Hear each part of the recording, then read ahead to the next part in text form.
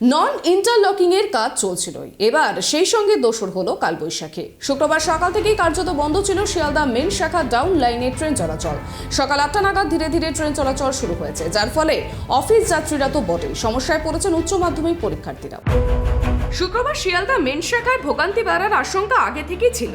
নৈহাটি, হালিশহর, কাঁচরাপাড়ার নন interlocking এর কাজ শেষে বৃহস্পতিবার কল্যাণীর ইন্টারলক খোলা শুরু হয়েছে।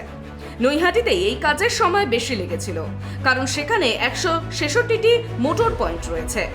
এই পয়েন্ট হালিশহরে 28টি, কাঁচরাপাড়ায় 6টি থাকায় কম সময়ে কাজ সারা হয়েছে। তবে কল্যাণীতে পয়েন্টের সংখ্যা 58, ফলে তুলনামূলকভাবে বেশি সময় লাগবে।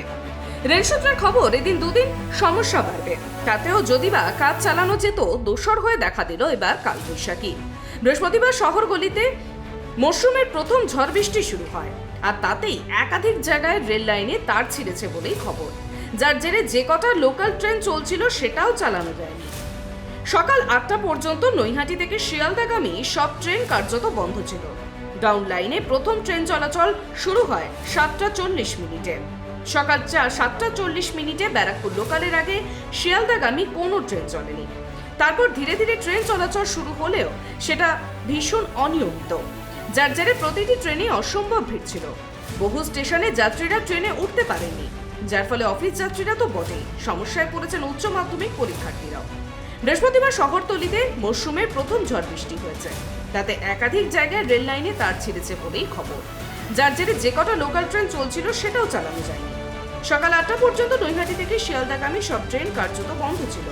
ডাউন লাইনে প্রথম ট্রেন চলাচল শুরু হয় 7টা 40 মিনিটে।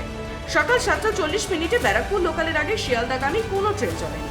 তারপর ধীরে ধীরে ট্রেন চলাচল শুরু হলেও সেটাই ভীষণ অনিয়মিত, যার জেরে প্রতিটি ট্রেনেই অসম্ভব ভিড় ছিল।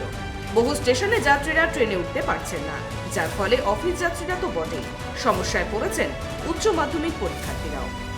Bureau report, tribe TV.